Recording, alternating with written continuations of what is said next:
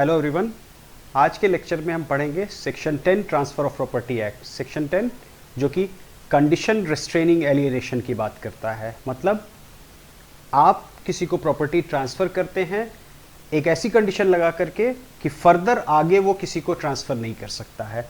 तो ऐसी किसी कंडीशन को लगा करके अगर कोई प्रॉपर्टी ट्रांसफ़र की गई है तो ऐसी कंडीशन का या ऐसे ट्रांसफ़र का क्या होगा, ये सेक्शन 10 हैंडल करता है।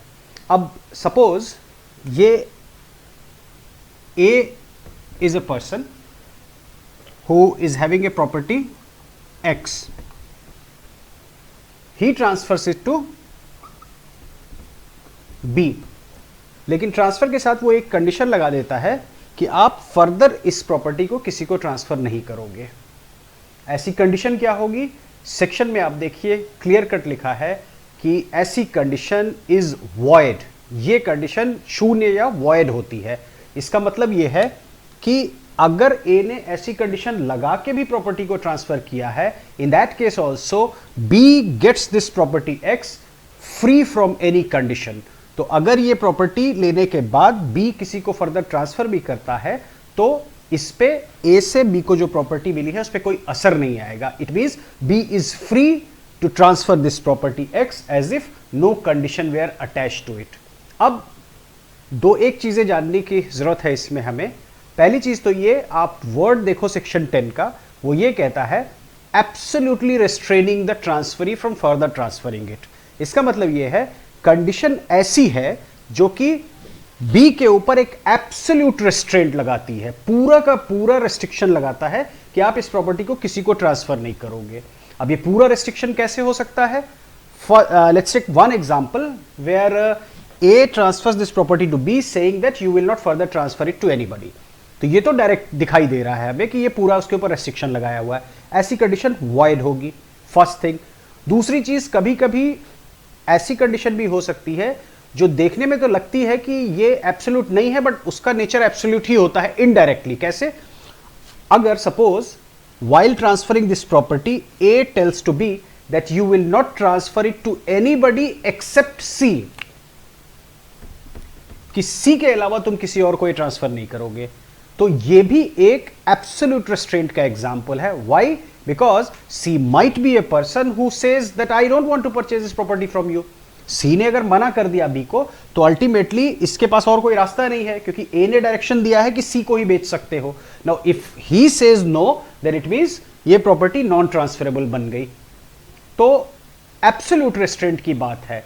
पार्शियल रेस्ट्रेंट अगर लगा हो तो इस बारे में आप सेक्शन 10 को उठा के देखो, कहीं भी वो ये डिस्कस नहीं करता है कि अगर पार्शियली रेस्ट्रेंट किया गया हो ट्रांसफरी को तो ऐसी कंडीशन में क्या होता है। लेकिन कुछ जुडिशियल डिसीजंस ने ये बात को क्लियर किया है कि अगर पार्शियल रेस्ट्रिक्शन है तो ऐसा रेस्ट्रिक्शन वैलिड होता है। अब पार्शियल रेस्ट्रिक्शन का एग्जांपल क्या होगा?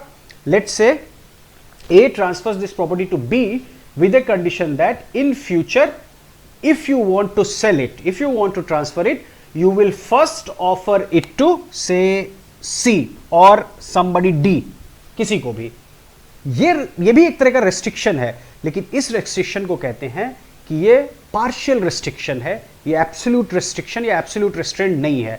ऐसे केसेस में इसको वैलिड माना गया है। So there can be a partial restraint on your power of transfer while somebody is transferring your property, but there cannot be any absolute restraint on your power of alienation। और generally ऐसे cases में क्या होता है, जैसे ए ने B को transfer करने के साथ ये बोल दिया कि फ्यूचर में जब भी तुम इस प्रॉपर्टी को ट्रांसफर करना चाहोगे you will first offer it to me, if I say no then you are free to transfer it to anybody. इसको कहते हैं राइट ऑफ फर्स्ट रिफ्यूजल, जिसको कि राइट ऑफ प्रियम्पशन भी। अब आप मुस्लिम लॉ देखो, मुस्लिम लॉ अगर पढ़ा है तो मुस्लिम लॉ में भी ये वर्ड आता है right of preemption.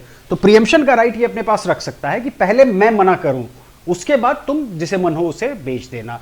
So that is about the general rule of section 10 that अगर कोई प्रॉपर्टी ट्रांसफर की जाती है कंडीशन लगा के कि फर्दर तुम इसको किसी को ट्रांसफर नहीं करोगे, such condition is what, but nevertheless the transfer is valid.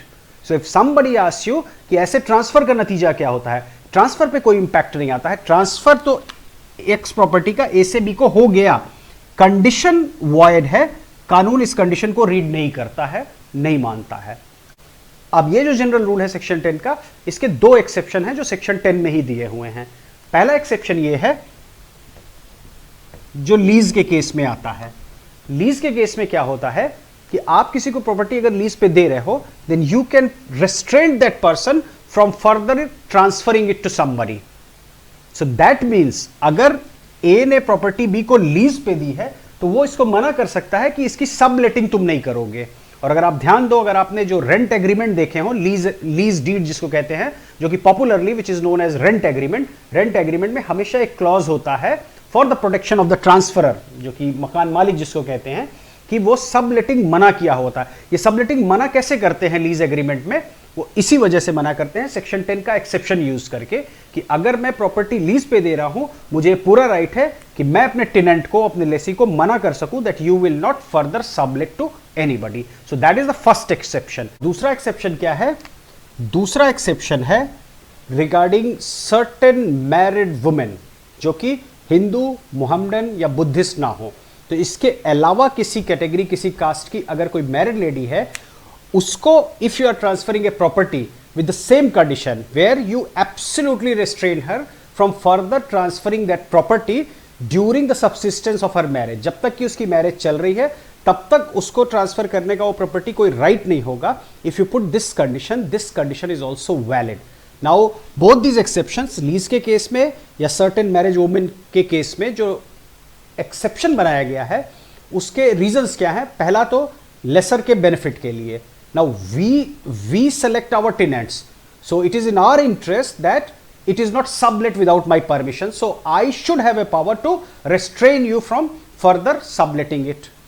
दूसरे केस में हिस्टोरिकल रीजन ज्यादा है, जहां पे सर्टेन मैरिड वुमेन का एक्सप्लॉयटेशन बचाने के लिए ये रूल बनाया गया है। Suppose you transfer a property to such a lady during the subsistence of her marriage and she is subjected to torture or harassment by her in-laws who force her to transfer that property and they grab that money. तो इसलिए ये rule बनाया गया है as an exception कि अगर आप इस कैटेगरी की मैरिड लेडी को प्रॉपर्टी ट्रांसफर कर रहे हो, so you have this power to stop her from further transferring it during her marriage. So that is in brief about section 10, and as I said, if you have any questions, cross questions, you can ask it. I would be replying to it, and do subscribe the channel and so that you can get the latest videos on this. Thank you.